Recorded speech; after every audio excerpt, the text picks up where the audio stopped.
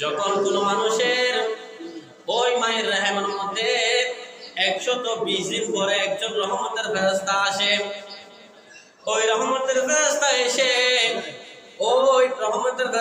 তার জন্য 4টা জিনিস নির্ধারণ করে। যদি বলুন সুবহানাল্লাহ। 4টি জিনিসের মধ্যে ফেরেশতা, আল্লাহ পাক ফেরেশতাকে হুকুম দেন, উক্তুব আমালাহু, ও ফেরেশতারা তুমি ওই বান্দার আমলকে তুমি রেখে ফেলো। বান্দা এখন দুনিয়া জমিন আসে নাই, আল্লাহ বলে ফেরেশতাকে তুমি এই বান্দা কি কি কি কি কাজ করবে তুমি লিখে ফেলো। তাহলে বোঝা গেল আমরা কি কাজ সামনে করব, আগে করেছি। সমগ্র সবকিছু কাজ আল্লাহ পাক আমাদের দুনিয়ার জমিনে না আসার আগে আল্লাহ বরাদ্দ করেছেন। জোরে বলুন সুবহানাল্লাহ। ওই ফেরেশতাকে বলে, ওই ফেরেশতা তুমি বান্দার আমল লিখে ফেলো, বান্দা কি কি কাজ করবে দুনিয়ার জমিনের মধ্যে গিয়ে।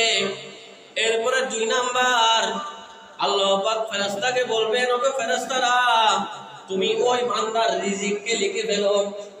ওই বান্দা দুনিয়ার জমিনের মধ্যে কি খাবে, দুনিয়ার জমিনের মধ্যে কি কি সে বসবাস করবে, তার রিজিক কোথায় থেকে আসবে।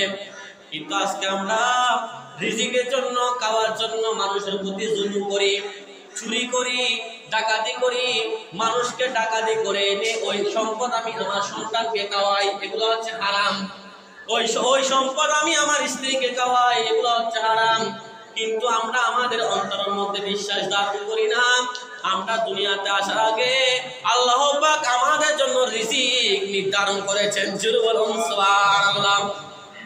কতদিনের কথা বললাম? 120 দিন।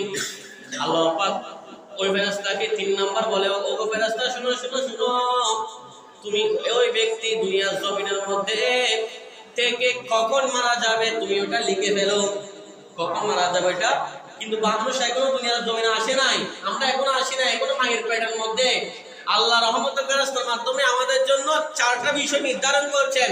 প্রথম বলছেন, ও ফেরেশতা তুমি তার রিজিক নির্ধারণ করো, তুমি তার আমল নির্ধারণ করো। 3 নাম্বার, ওই ব্যক্তি কখন মারা যাবে ওই ফেরেশতা তুমি তার জন্য লিপিবদ্ধ করে ফেলো। সুবহানাল্লাহ। ওই ফেরেশতা তার জন্য সে কখন ইন্তেকাল করবে ফেরেশতা লিখে ফেলে।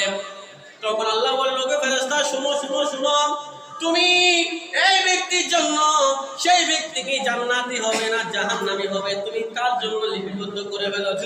সুবহানাল্লাহ।